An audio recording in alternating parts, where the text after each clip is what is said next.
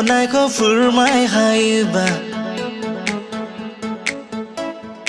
Do you love me बुंनायावनो फिननायखौ मोनोबा गोबां सेंग्रा सिख्लानि गेजेरावनो मोनसे मिजिं थायो दे 14 फेब्रुआरि थामहिनबा गावनि मोजां मोननाय आंगोजों बबेबा मोनसे पार्कआव बेरायनायनि मोनसे बिथांखि फैयो बा थांखि लायो। दा बे समावनो मोनसे सरकारनिफ्राय बा 14 फेब्रुआरियाव मोनसे दुखुनांथाव बाथ्रा बे सानखालि 144 नं धारा फोसावदों। नंगौ, बे समाव नोंथांमोननो बड'लेण्ड बुब्लिनि गेजेरजों नोंथांमोननो जाय बिथांमोना बे प्लेनिंखौ खालामदों बिथांमोननि थाखाय दुखुनांथाव रादाबखौ नोंथांमोननि गेजेराव लानानै फैदों। नंगौ, मानि थाखाय बे बिथांखिखौ सोरखारा लानाय जादों बे समाव नोंथांमोननो बड'लेण्ड बुब्लिनि गेजेरजों फोरमायगोन। नंगौ, फैगौ 14 फेब्रुआरि खालि भेलेन्टाइन डेआव 144 आयेन धारा फोसावदों।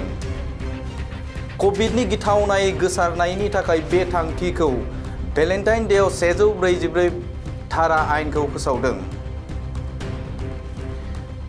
4 फेब्रुआरिनिफ्राय 28 फेब्रुआरिसिम 144 आयेनखौ फोसावदों खुंथाया। बे सानखालि मोनसे जायगायाव 5नि बांसिन सुबुंफोरा जमायै थानो मोननाय नङा। गेवलां जायगायाव लाउड स्पिकाराव मेथाइ दामनो मोननाय नङा। आयेनखौ सिफायोब्ला आइपिसि 144 धारानि सिङाव साजा होनाय जागोन। फैगौ 14 फेब्रुआरि खालि भेलेन्टाइन डेआव 144 आयेन धारा फोसावदों। कभिडनि गिथावनाय गोसारनायनि थाखाय बे थांखिखौ भेलेन्टाइन डेआव 144 धारा आयेनखौ फोसावदों। 4 फेब्रुआरिनिफ्राय 28 फेब्रुआरिसिम 144 आयेनखौ फोसावदों खुंथाया। बे सानखालि मोनसे जायगायाव 5नि बांसिन सुबुंफोरा जमायै थानो मोननाय नङा। गेवलां जायगायाव लाउड स्पिकाराव मेथाइ दामनो मोननाय नङा।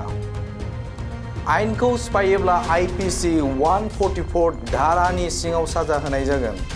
नंगौ, बड'लेण्ड बुब्लिनि गेजेरजों बे बिथांमोना फोसावनाय थामहिनबा सोरखारा फोसावनाय 144 आयेन बा थामहिनबा धारा बायदियै जाय बिथांमोना बे आयेनखौ सिफायगोन बा भंग खालामगोन बिथांमोननि थाखाय साजा थागोन बा साजा फोसावगोन होननानै बिथांमोना फोरमायदों। आरो बे बिथांखिखौ कभिड जानायनि थाखाय सोरखारा बा कभिडआ गोसारिनि थाखाय बे बिथांखिखौ लानाय जादों होननानै बे समाव सोरखारनिफ्राय फोरमायदों।